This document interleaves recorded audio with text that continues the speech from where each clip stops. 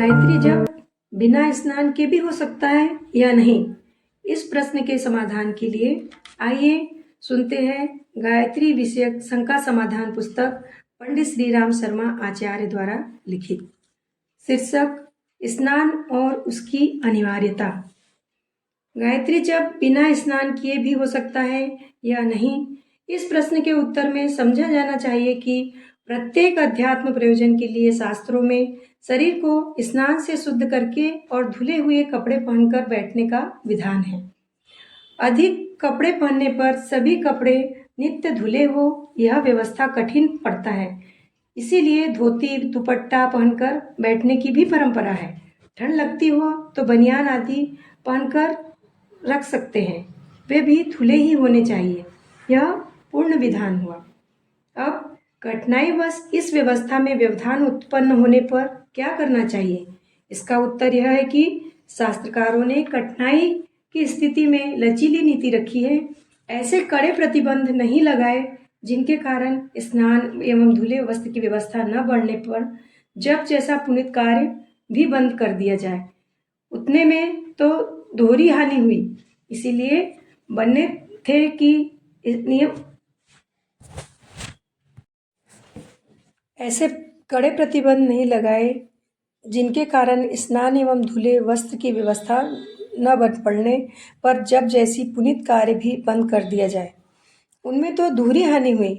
नियम इसलिए बने थे कि उपासना काल में अधिकतम पवित्रता रखने का प्रयत्न किया जाए। यदि नियम इतना कड़ा हो जाए कि स्नान आदि न बन पड़ने पर जब साधना का पुण्य उपार्जन ही बंद हो जाए तब तो बात उल्टी हो गई। नियमों की कड़ाई ने ही साधना उपासना कृत्य से वंचित करके कठिनाई का हल निकालने के स्थान पर रही बची संभावना भी समाप्त कर दी जाए। जो आधा अधूरा लाभ मिल सकता था उसकी संभावना भी समाप्त हो गई।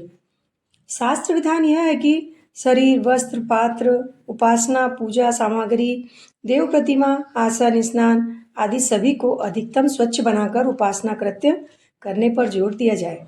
इसमें आलस्य प्रमाद को हटाने और स्वच्छता को उपासना का अंग मानने की बात कही गई है।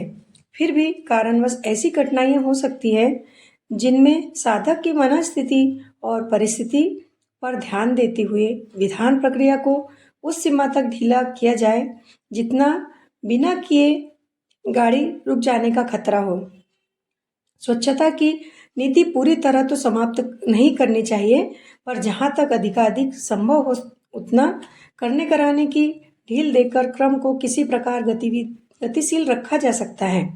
रुग्णता दुर्बलता से ग्रसित व्यक्ति स्नान की सुविधा न होने पर भी हाथ पैर मुंह धोकर काम चला सकते हैं।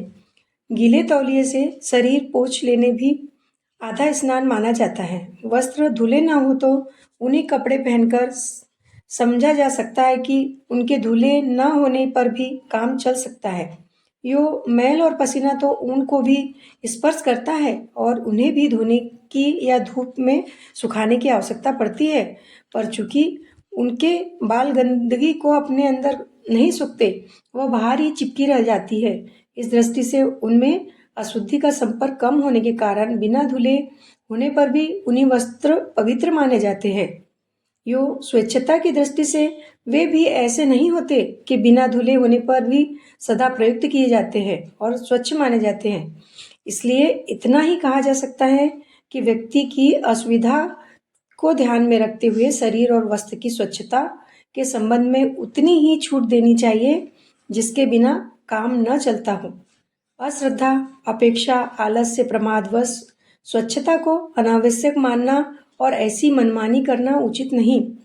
रेशमी वस्त्रों के संबंध में भी ऐसी ही मान्यता है कि उन्हें धोने की आवश्यकता नहीं, वे बिना धोए ही शुद्ध होते हैं। यह मान्यता गलत है।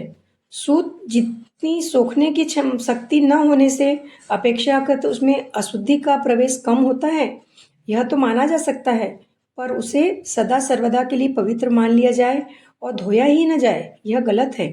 धोने के समय तो सूती कपड़े की अपेक्षा कुछ अधिक किया जा सकता है, पर इतना भर ही माना जाना चाहिए, धोया उसे भी जाना चाहिए। रेशम के कपड़े पूजा में प्रयुक्त करते समय प्राचीन काल की और आज की परिस्थिति में अंतर को भी ध्यान में रखना होगा। प्राचीन काल में कीड़े बड़े होकर जब उड़ जाते थे तब उसके छोड़े हुए खोखले से ही रेशम निकाला जाता था। यह अहिंसक उपलब्धि थी, पर आज तो अधिकांश रेशम जीवित कीड़े को पानी में उबालकर उनका खोखला उपलब्ध करके प्राप्त किया जाता है। इसमें मारने वालों की तरह पहनने वालों को भी अहिंसा के नियम का उल्लंघन करने के लिए दोषी बनते हैं। इसी प्रकार हिंसा युक्त तरीके से प्राप्त हुआ रेशम पूजा उपचार में तो निषिद्ध ही माना जाए। अच्छा तो यह है कि उनका उपयोग सामान्य पहनने के लिए भी न किया जाए। पशु चर्म के आसनों के संबंध में भी यही बात है। प्राचीन काल में ऋषि मुनि जंगलों में रहते थे। वहाँ अपनी मौत से मरे हुए अन्य पशुओं का चमड़ा जहाँ तहाँ आसानी से उपलब्ध होता रहता था। आच्छादन के अन्य साधन उन दिनों वनवासी लोगों के लिए सहज उपलब्ध भी न थे। ऐसी दशा में उनके लिए आच्छादन में मृग, सिंह, व्याघ्र आदि के चर्म का आसन आच्छादन प्रयुक्त करना उचित था। पर आज तो जितना भी पशु चर्म उपलब्ध होता है उनमें 99% वध किए गए पशुओं का ही होता है। इस प्रकार हिंसा पूर्वक प्राप्त किए गए चमड़े और मांस में कोई अंतर नहीं पड़ता। आज जब आसन के लिए ऊनी, सूती, कुसा, चटाई आदि के अनेक प्रकार के बिना हिंसा के आसन सर्वत्र उपलब्ध है, तो फिर पशु चर्म का उपयोग करने की क्या आवश्यकता। अहिंसक विधि से बनने वाले आसन ही प्रयुक्त है।